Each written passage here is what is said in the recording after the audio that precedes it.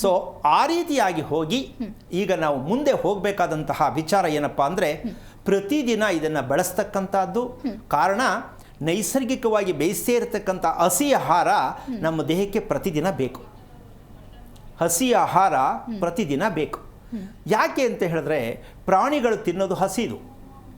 ಎತ್ತು, ಆನೆ, ಭಾರ ಎಳಿತಕ್ಕಂಥವು ತಿನ್ನೋದೇನದು ಹಸಿದು, ಹೌದಾ? ಮಾಂಸ ತಿನ್ನಲ್ಲ. ಶಕ್ತಿ ಇಲ್ವಾ ಅದಕ್ಕೆ? ನಾವೇನು ತಿಳ್ಕೊಂಡಿದ್ದೀವಿ?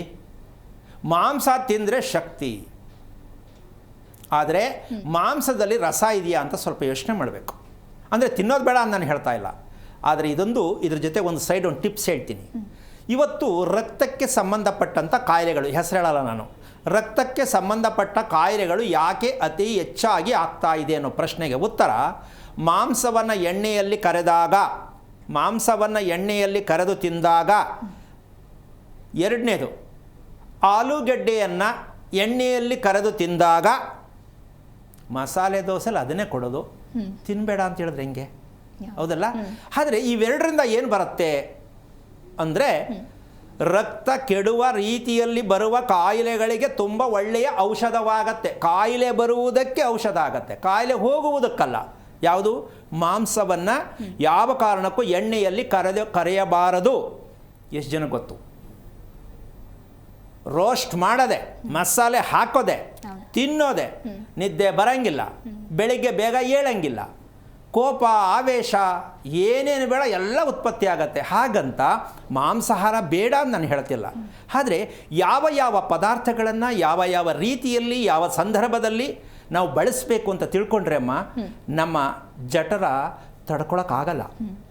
ಅದಕ್ಕೆ ಎಷ್ಟು ಶಕ್ತಿ ಇದೆಯೋ ಅಷ್ಟು ಮಾತ್ರ ವಿಸರ್ಜನೆ ಮಾಡ್ತಕ್ಕಂಥ ಶಕ್ತಿವಂತಕ್ಕೆ ತೊಗೊಂಡು ಹೋಗ್ಬೋದು.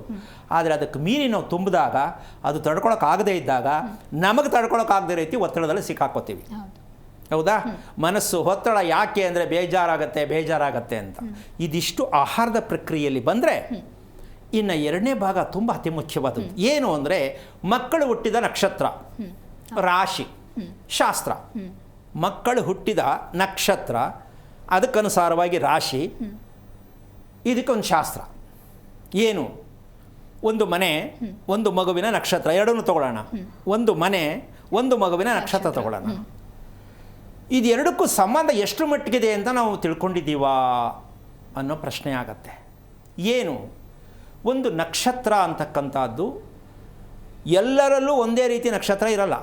ಅಂದರೆ ಒಂದು ಅಶ್ವಿನಿ ನಕ್ಷತ್ರದಲ್ಲಿ ಈ ರೀತಿ ಆಗತ್ತೆ ಅಂತ ಜ್ಯೋತಿಷ್ಯ ಹೇಳ್ತಕ್ಕಂಥ ವಿಷಯಕ್ಕೆ ಬರೋಣ. ಆ ಒಂದು ವಿಚಾರ ಎಲ್ಲ ಹುಟ್ಟಿರೋ ಅಶ್ವಿನಿ ನಕ್ಷತ್ರದಿಗೆಲ್ಲ ಅಪ್ಲೈ ಆಗತ್ತೆ ಅಂತೀಯಮ್ಮ? ಇಲ್ಲ ಅಲ್ಲ. ಯಾಕದು?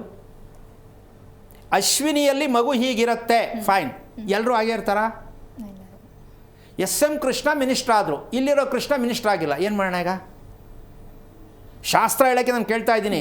ಎಲ್ಲಿ ಹೇಗೆ ಹೇಳ್ತೀರಾ ನೀವು? ರಾಶಿ ನಕ್ಷತ್ರದಲ್ಲಿ ಮನುಷ್ಯ ಹೀಗಾಗ್ತಾನೆ, ಹೀಗಾಗತ್ತೆ ಅಂತ ಹೇಳೋದಕ್ಕೆ ಯಾವ ಕಾರಣಕ್ಕೂ ಆಧಾರಗಳಿಲ್ಲ ಅಂತ ನಾವು ಅಂದ್ಕೊಳ್ಳೋದು ಬೇಡ.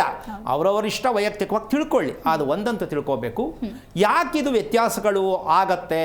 ಒಂದು ಮನೆಯಲ್ಲಿರೋ ವ್ಯಕ್ತಿ ಚೆನ್ನಾಗಿದ್ದಾನೆ, ಇನ್ನೊಂದು ಮನೇಲಿರ್ತಕ್ಕಂಥ ವ್ಯಕ್ತಿ ಚೆನ್ನಾಗಿಲ್ಲ, ಇಬ್ಬರು ಹೆಸರು ಒಂದೇ, ಕೊನೆಗೆ ನೇರವಾಗಿ ಹೇಳ್ಬೋಣ, ಇಬ್ಬರು ಒಂದೇ ದಿನ ಹುಟ್ಟಿರ್ತಾರೆ ಅಂತಲೇ ಇಟ್ಕೊಳ್ಳೋಣ, ಒಂದೇ ಸಮಯದಲ್ಲಿ ಹುಟ್ಟಿರ್ತಾರೆ ಅಂತಲೇ ಇಟ್ಕೊಳ್ಳೋಣ.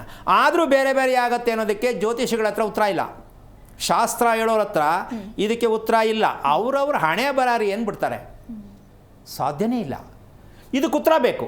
ಒಂದೇ ಸಮಯದಲ್ಲಿ ಹುಟ್ಟಿದಂತಹ, ಒಂದೇ ನಕ್ಷತ್ರದಲ್ಲಿ ಹುಟ್ಟಿದಂತಹ ಮಕ್ಕಳು ಒಂದೇ ರೀತಿಯಲ್ಲಿ ಯಾಕೆ ಇಲ್ಲ? ಇದಕ್ಕೆ ಉತ್ತರ ಇನ್ನೂವರೆಗೂ ನಮ್ಮ ದೇಶದಲ್ಲಿ ಬಂದಿಲ್ಲ. ಅದಕ್ಕೆ ಉತ್ತರ ಒಂದೇ, ಅದು ಅವರವರ ಹಣೆ ಬರ. ಜಿ ಕನ್ನಡ ನ್ಯೂಸ್ ಈಗ ನಿಮ್ಮ ಮನೆಯಲ್ಲೇ ನೋಡಿ, ಎಲ್ಲ ಕೇಬಲ್ಗಳಲ್ಲಿ ಈಗ ಲಭ್ಯ.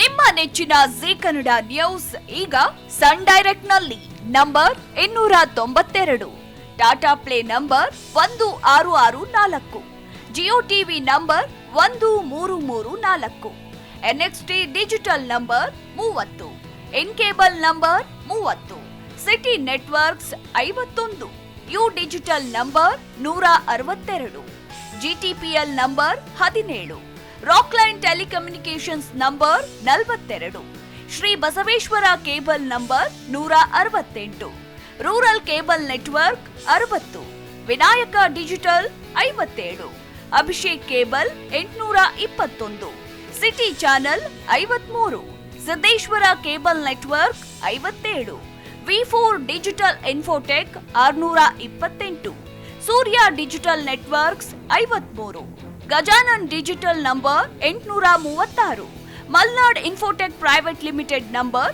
56, Metrocast number 830, Victory digital number 167ರಲ್ಲಿ ನೋಡಿ ಆನಂದಿಸಿ.